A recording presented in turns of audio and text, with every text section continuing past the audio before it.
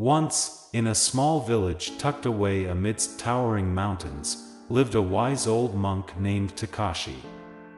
People from far and wide sought his guidance, for he possessed unparalleled wisdom and a calmness that emanated from within.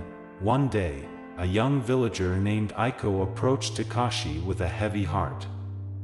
"Master," she said, her voice filled with frustration, "I find it increasingly challenging to deal with toxic people who drain my energy and positivity. Please, teach me how to navigate these troubled waters with grace." Takashi smiled gently and replied, "Aiko, let me share with you a Zen story that holds a lesson for us all. Long ago, in a land not too dissimilar from ours, there was a simple farmer named Hiroshi. He tended his crops diligently, his fields filled with vibrant greenery.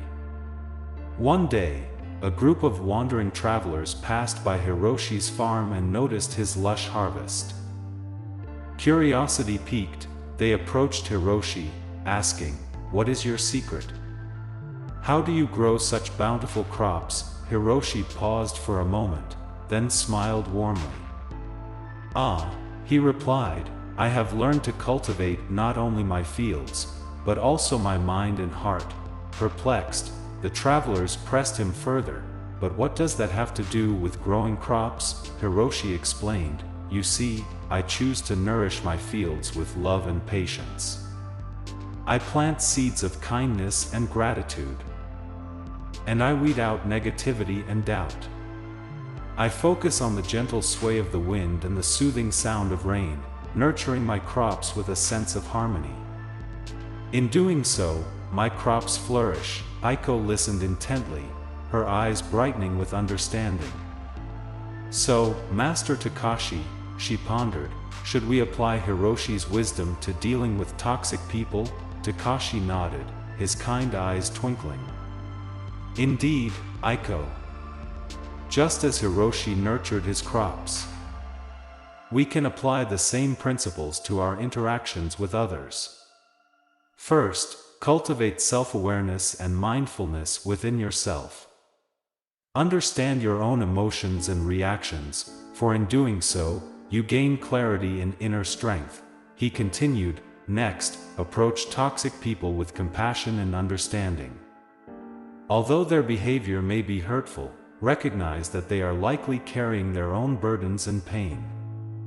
Instead of harboring resentment or anger, respond with patience and empathy." Aiko reflected on his words, feeling a newfound sense of empowerment.